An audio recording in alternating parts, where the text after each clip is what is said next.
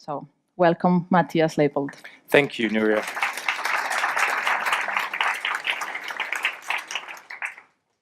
So earlier this summer, I actually came across a fantastic new personal assistant who I can tell, can you please make a hairdresser's appointment or book me a table in the restaurant? And this assistant would do that really well and be really liked by the restaurant in question. They didn't know that it was a machine. I don't know if you have come across Google Duplex, the newest milestone in this, what we call the digital decade of inventions that we've seen. And if you can relate to the massive impact that this kind of innovation will have also in the corporate world a few years down the line. Our recent Workforce of the Future study has revealed that almost 90% of the participants think that it's technology innovation which will have the biggest impact on how we change the ways in which we work. And this is also what I want to focus the next, I guess, 7.5 minutes around. How technology that's actually available today already can have an impact on the way in which the HR function and employees can better interact with each other. We regularly speak and work with leaders in the HR function. I do that a lot with Sarah sitting there in the back.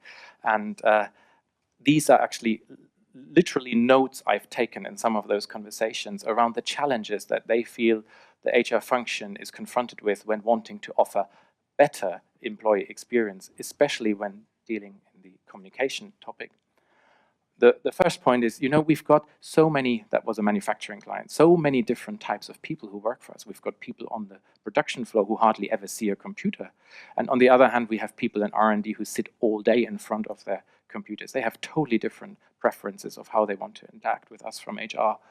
We have the young, new entrants, the millennials who are surgically attached to their mobile device. And we've got the almost retired people, really valuable, but they also talk to us very, very differently. We're international. We have different cultures, different ways of talking to each other. And certainly an important point, a lot of these companies grow. They grow inorganically by 30%, by 50%, and their HR functions have to deal with a lot more employees to cater for. And last but certainly not least, there needs to be a seamless employee experience across retained HR and shared service HR, sitting in different locations and still wanting to interact in a unified way. So this leads me, the technologist, to 4 conclusions, if you like.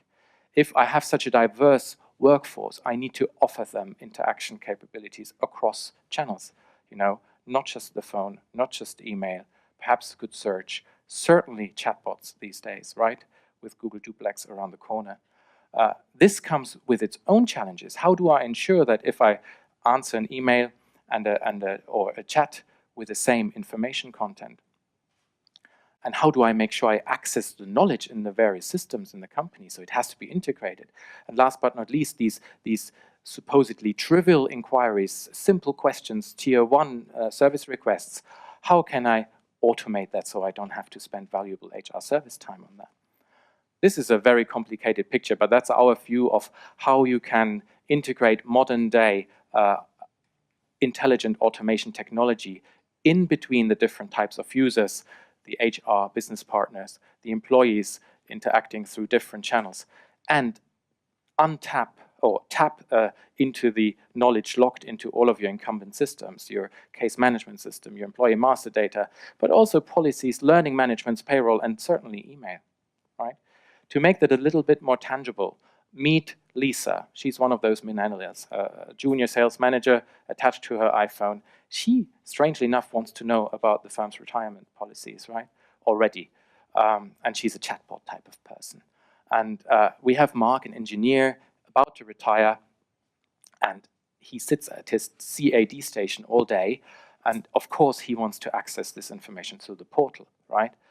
They both are looking for the same thing in totally different ways, and we need this intelligent automation integration layer to make sure that both get the same policy for their reference.